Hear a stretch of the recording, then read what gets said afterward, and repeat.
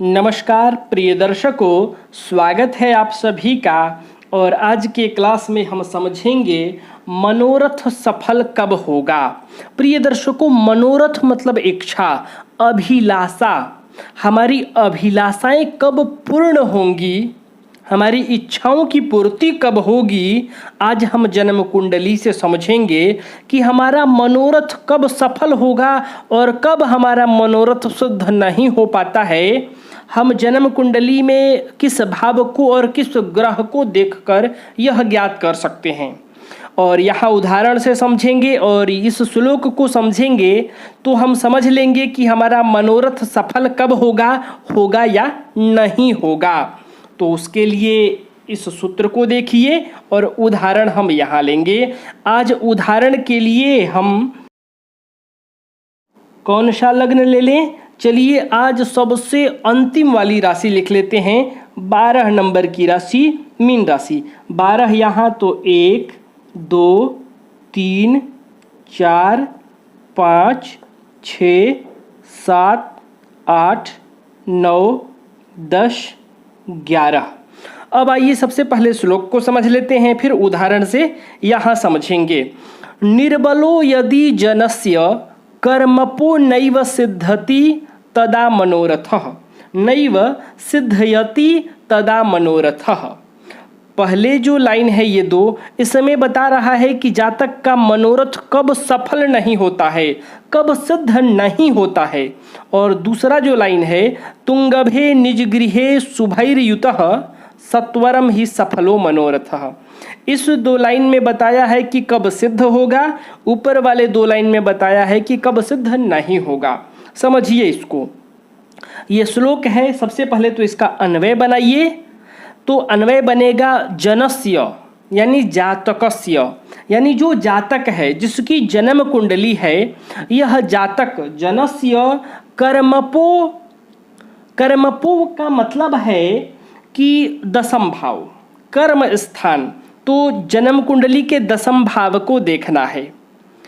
कर्मपो यदि निर्बलो, यदि दशमेश दशम भाव का मालिक ग्रह निर्बलो यानी निर्बल हो, कमजोर हो, यदि निर्बलो नैव सिद्धति तदा मनोरथ, नैव मतलब नहीं, सिद्धयति मतलब सिद्ध होता है, तदा मनोरथ, जब तक का मनोरथ सिद्ध नहीं होता है। कब?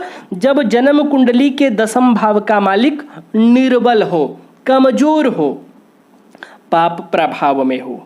फिर कहा तुंगभे निजगृहे शुभैर्युतः। तुंगभे, तुंग कहते हैं अपनी उच्च राशि को, निज गृहे, निज मतलब स्व, अपना।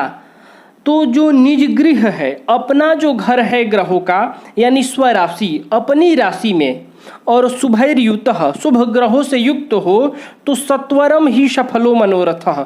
सत्वरम मतलब शीघ्र, अति शीघ्र, सफलो मनोरथः यानी मनोरथ सफल हो जाता है, सिद्ध हो जाता है।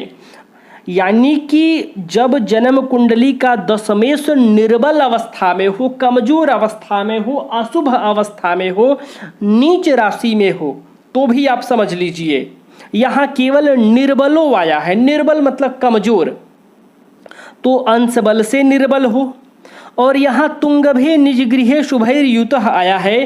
तो आप समझिए कि अगर आपको सरल भाषा में समझाऊं तो आप समझिए कि जब दशमेश अशुभ अवस्था में हो, कमजोर अवस्था में हो, तो जातक का मनोरथ सफल नहीं होता है।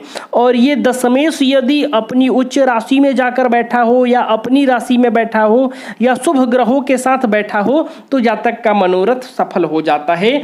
आइए इस दोनों ही अवस्था को इस कुंडली पर समझते हैं।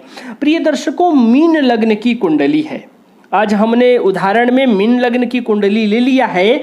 तो मीन लग्न की कुंडली में दशमेश बनते हैं बृहस्पति, क्योंकि 9 नंबर की राशि दशम भाव में है। तो दशमेश कौन से ग्रह हो गए? बृहस्पति। अब बृहस्पति की अवस्था यह तय करेगी कि हमारा मनोरथ सफल होगा कि नहीं होगा। सबसे पहले हम यहाँ निर्बल समझ लेते हैं। मान लीजिए ये बृहस्पति यहाँ अंश बल से कमजोर हो, तो भी जातक का मनोरथ सफल नहीं होगा। और समझिए कि ये बृहस्पति यदि नीच राशि के हो, देखिए अब यहाँ नीच राशि नहीं है, आप लोग कहेंगे कि सूत्र में तो नीच राशि लिखा ही नहीं है, लेकिन नीच में समझिए कि ग्रह अशुभ हो जाता है।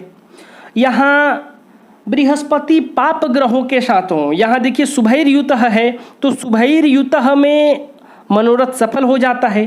तो यदि पाप युतः हो, पाप ग्रहों के साथ हो, तो यह भी समझिए कि मनोरथ सफल नहीं हो पाएगा। तो यहाँ बृहस्पति यदि अशुभ अवस्था में हो, निर्बल हो, कमजोर हो, तो जातक का मनोरथ सफल नहीं होता है।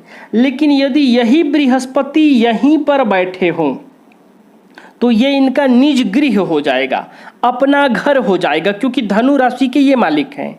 यही बृहस्पति यदि लग्न में यहाँ बैठे हों, तो भी ये इनका निज गृह हो जाएगा, अपना घर हो जाएगा, क्योंकि मीन राशि के भी मालिक यही हैं। ये बृहस्पति यदि कुंडली के इस राशि पर बैठे हों, कर्क राशि पर, तो ये तुंगभे, ये कर्क राशि इनकी उच्च राशि है। या फिर ये बृहस्पति शुभ ग्रहों के साथ बैठे हो, मान लीजिए यहाँ लग्न में बैठे हैं, यहीं पर शुक्र बैठा हो, तो ये शुभ ग्रह हो गया। तो आपको शुभ ग्रह देख लेना है, शुभ ग्रह के साथ हो गया, तो इस अवस्था में जातक का मनोरथ सफल हो जाएगा, सिद्ध हो जाएगा। जातक जो सोचेगा वह हासिल कर लेगा। जब दसम भाव का मालिक, अब यहाँ आपको बृहस्पति ही नहीं देखना है, आप अपनी जन्म कुंडली देखिए कि आपके जन्म कुंडली का लग्न क्या है। लग्न आप देख लीजिए, लेकिन यहाँ देखना है दसम भाव।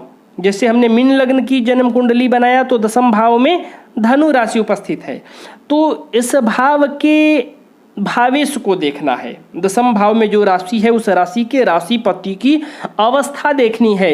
यदि वह उच्च राशि में बैठे हों, अपनी राशि में बैठे हों, शुभ ग्रहों के साथ बैठे हों, तो जातक का मनोरथ क्या होता है? सफलो सफलः मनोरथः। और यदि ये दशमेश निर्बल हो, कमजोर हो, अशुभ प्रभाव में हो, तो नैव सिद्धयति, कह रहा है कि जातक का मनोरथ सिद्ध नहीं होता है, सफल नहीं होता है। तो आप जन्म कुंडली के दशमेश ग्रह की अवस्था को देखकर यह ज्ञात कर सकते हैं कि जातक का मनोरथ सफल होगा कि नहीं होगा। तो मैं उम्मीद कर रहा हूं कि इस श्लोक का अर्थ आप समझ गए होंगे। तो प्रिय दर्शकों, आज के लिए बस इतना ही। तब तक के लिए हमें अनुमति दीजिए। नमस्कार।